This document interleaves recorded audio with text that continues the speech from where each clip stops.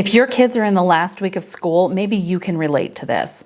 Every day they come home and it's like you're swimming in a sea filled with school supplies, desperately looking for a life preserver, only to be handed more school supplies. Yeah. Or paper or artwork or arts and crafts, like all the things.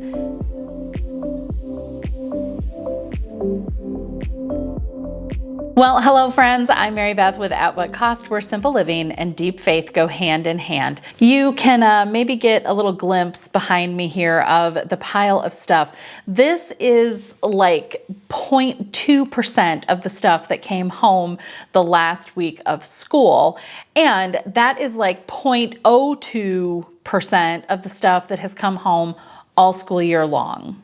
It stresses me out, and I'm guessing I'm not the only one who ends up with all of this stuff coming home from school that ultimately makes the rest of our home feel a lot more cluttered, and we can even get a little wrapped up in some guilt or shame about getting rid of it. And let me just go ahead and put the disclaimer in here before anyone starts kind of like coming for me in the comments. I love my kids' teachers. They are amazing people who do incredible things every day with my kids, and I could not love any of them more. We have a great relationship, but regardless of those things, it's a little overwhelming, especially at the end of the year, to get all of these things sent home, especially if we have not been managing them well throughout the school year. So today, let's talk a little bit more about how we can deal with some of these end of the year things and maybe even get a good perspective on how we want to start the school year. The stuff that's coming into our home is not all of equal value. So let me explain. I need to like show this to you without like showing you. I don't want to like show where he goes to school. I mean, I love y'all, but privacy, boundaries, right? So here is some artwork of my sons that came home. And these are those really cool things where they do the artwork and then they have this big art show, and you can order different things. You can get coffee mugs or bags or things with their artwork on it. But ultimately, I don't need like 12 of those things. In fact, I already have like 12 reusable shopping bags that I don't always use, let alone reuse. But I do have the artwork. It has the grade on it. It has his name on it. So I know exactly when it's from. And if it's something that is really special, then I may want to add it to a memory bin. But honestly, even this piece this year, he has done a lot of artwork that is actually a lot more meaningful than what this artwork is. If I already have several other things to choose from, I am likely not going to keep this. And the same is true for this little gem. Isn't this adorable? It's a seashore on a paper plate. It's adorable. My kids made this in the last week of school. It's wonderful. But you know what? This sand, not glued down real well. And the shells, they're not actually staying on this. Like if I tip this too far, the whole thing's gonna fall apart. I'm not taking the time to preserve this in a memory bin when my son has not even asked for it, let alone mentioned it, or even looked at it since it came home 4 days ago. A lot of this stuff that's coming home falls into that old cliche of if everything is special, then nothing is special. The things that we determine that we want to save from our children's school years really has to be a lot less than we anticipate as they continue to grow. So my kids are in 4th grade, 3rd grade, and 1st grade.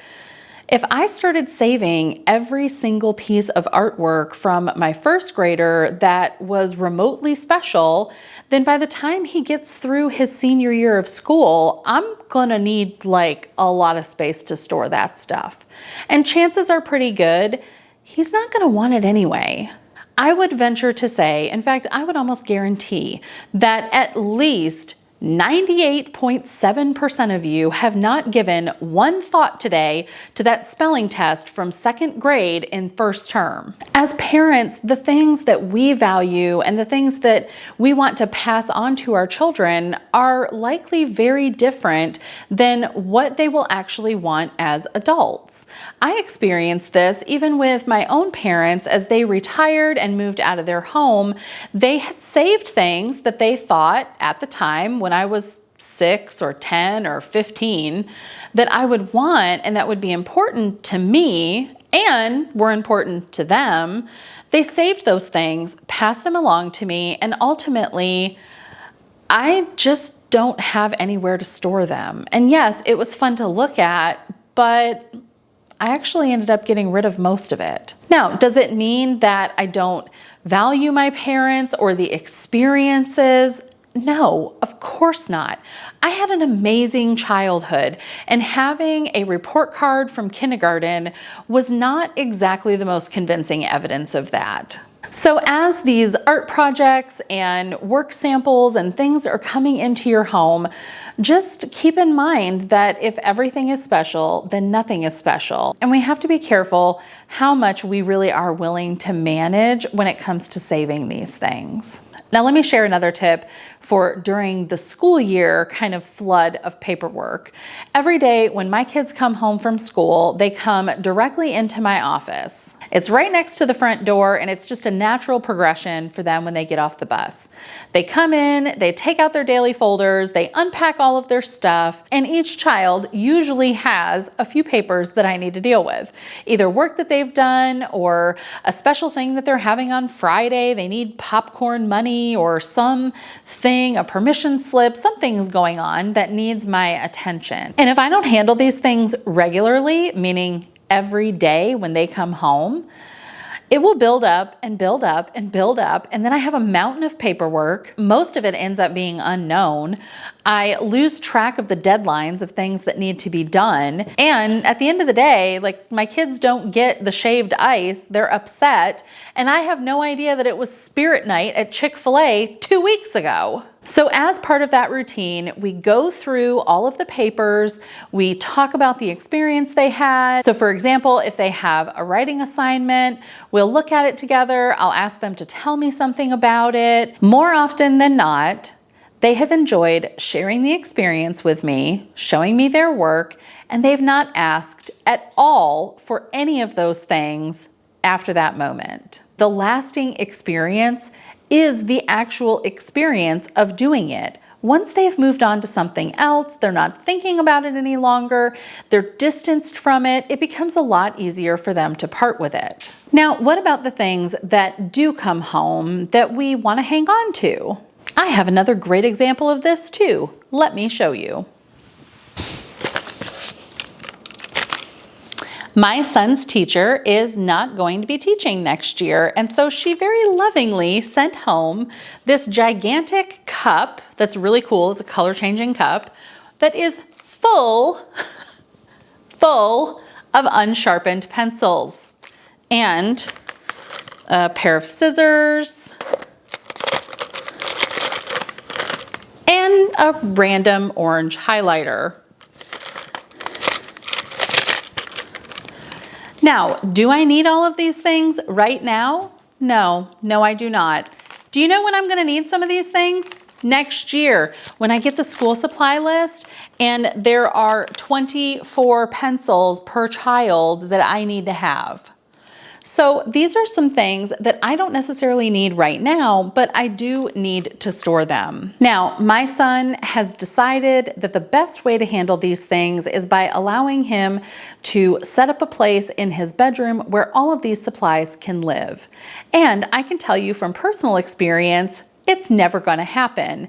We had to recently repaint our children's bedrooms because they had pencils and markers and crayons upstairs, and their walls became a wonderful tapestry of graffiti. So no, at this season of life, we will not be sending these pencils upstairs. I do, however, have a shoebox size container that I have put a lot of our extra school supplies that have come back home that are still in good use that I can tuck away until next year.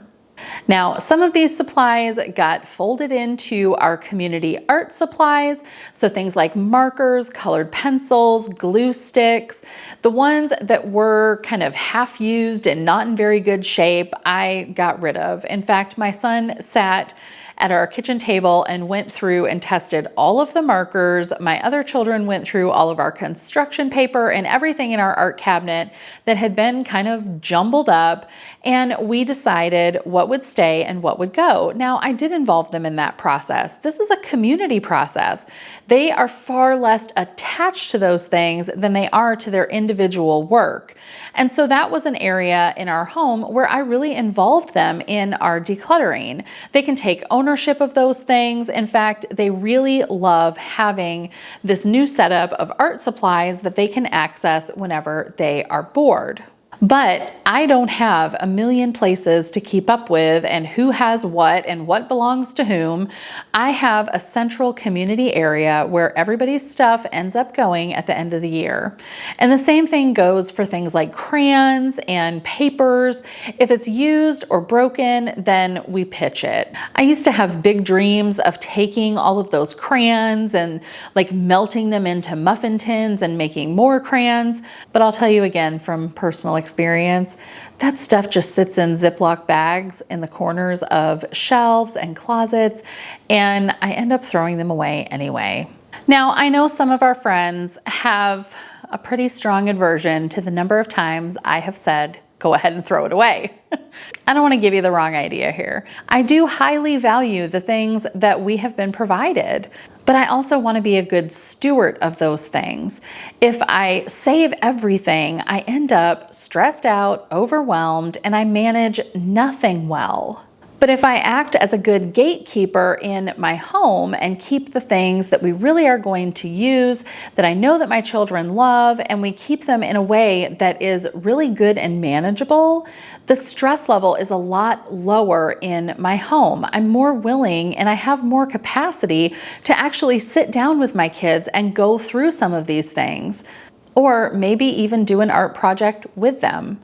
Our homework time during the school year becomes a lot less stressful because we have available space and few supplies. There's a lot less decisions to make, and it's not quite as overwhelming. So although there may be a million uses for all of the things that come home at the end of the school year and maybe even throughout the school year, no actual possession is more important than our peace of mind and ultimately our relationship with God. Now, one of the end of the year going into summer issues that I haven't discussed so far has been screen time. So if you are interested in managing your kids' screen time, then you should check out the video right here that I did with Robin from Minimalist Home a few months back.